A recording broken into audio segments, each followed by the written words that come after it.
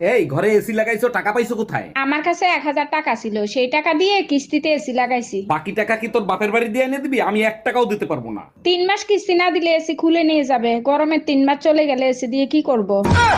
এই ঘরে এসি লাগাইছো, টাকা পাইছো কোথায়? আমার কাছে 1,000 টাকা ছিল, সেই টাকা দিয়ে কিস্তিতে এসি লাগাইছি। বাকি টাকা কি তোর বাপের বাড়ি দিয়ে এনে দিবি? আমি 1 টাকাও দিতে পারবো না। 3 মাস কিস্তি না দিলে এসি খুলে নিয়ে যাবে, গরমের 3 মাস চলে গেলে এসি দিয়ে কি করব। আচ্ছা, সত্যি করে একটা কথা বলবা, তোমার প্রথম ভালোবাসা কে ছিল? তোমার কাছে মিথ্যা বলে আমার কোনো লাভ আছে? আমার প্রথম ভালোবাসা আমার বাবা ছিল। সব মেয়েরাই বাবাকে ভালোবাসে। আর তোমার দ্বিতীয় ভালোবাসা কে ছিল? দ্বিতীয় ভালোবাসা আমার সন্তানরা। আরে বাবা আর সন্তানের মাঝখানে যে ভালোবাসাটা ছিল সেটা কে ছিল? ওটা ভালোবাসা ছিল না, ওটা আমার জন্য দুর্ঘটনা ছিল। বারবার কেন ফোন দিচ্ছ? বলছি না আমি তোমার সংসার আর করবো না। এই কথাটা শোনার জন্যই বারবার ফোন দেই। কোন কথাটা শোনার জন্য? এই যে বলো না তোমার সংসার আর করবো না, শুনলে কলিজাটা জুড়াইয়া যায়। কালকেই আসতেছি মাকে সাথে। কোনো খবর রাখো তুমি? তোমার মেয়ে এক্সট্রা ক্লাসের কথা বলে বয়ফ্রেন্ডের সাথে দেখা করতে যায়। বলো কি, তাই নাকি? তা তুমি জানলা কি করে? এই দেখো আবার মেসেজ দিছে। আজকে যেভাবে চুপি চুপি দেখা করছি কালকেও করব।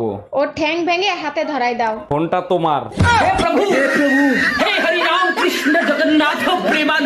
এই যে ভাইয়া শুনছেন, একটা কথা বলতে চাচ্ছিলাম। সুন্দরীদের কথা শোনার অপেক্ষাই তো থাকি, বলেন কি বলতে চান? কিছু মনে করবেন না, বাচ্চাদের জন্য আপনি একটু হেল্প করতে পারবেন? অবশ্যই করব, বলেন আপনার কতগুলো বাচ্চা লাগবে? শালা, আমি অনাথ বাচ্চাদের সাহায্য করার কথা বলছি। দেখো, তোমাকে ছাড়া আমি বাঁচবো না, তোমাকে আমি বিয়ে করতে চাই। তুমি হিন্দু, আমি মুসলমান, আমাদের সম্পর্ক কেউ মেনে নিবে না। আচ্ছা যাও, তোমার জন্য আমি আজ থেকে ইসলাম কবুল করলাম। আর একটা কাজ করতে হবে, মুসলমানই দিতে হবে। এই যে শুনছেন, জি ভাইয়া, কিছু বলবেন আপনি? আমি আপনার রূপের আগুনে জ্বলে পুড়ে ছাই হতে চাই। ও মাই গড, তাই নাকি? 100%। তাহলে ছাই হয়ে যান, সেই ছাই দিয়ে আমি থালা বাসন মাজবো। আচ্ছা ঠিক আছে। আমাদের বিয়ে পড়াইছে, কাজী সাহেবকে কত টাকা দিছো? কাজী সাহেব বলল চেহারা বিবেচনা করে যা মনে চায় তাই দেন। আমি শুনতে চাইছি কাজী সাহেবকে কত টাকা দিছো? 100 টাকা দিছি। আমার চেহারা এত খারাপ যে 100 টাকা দিছিস? আর কাজী সাহেব 80 টাকা ফেরত দিছে। কি? এই আমার বোনের জন্য ছেলে দেখতেছে, আমার বোন কাউরে পছন্দ করতেছে না, সমস্যাটা কি? ওরা একটু ফোন করে জিজ্ঞেস করো তো। আচ্ছা ঠিক আছে, দেখতেছি। হ্যালো ছোট গিন্নি, তোমার জন্য ছেলে দেখতেছে, তুমি নাকি কাউরে পছন্দ করতেছো না, কাহিনী কি? দুলাভাই, আমার 2টা বয়ফ্রেন্ড আছে, আপনি বলেন কারে বিয়ে করব, কে হবে সেই ভাগ্যবান। বিয়ে তুমি যারে খুশি তারে করো, যারে তুমি বিয়ে করবা না সেই ভাগ্যবান হবে।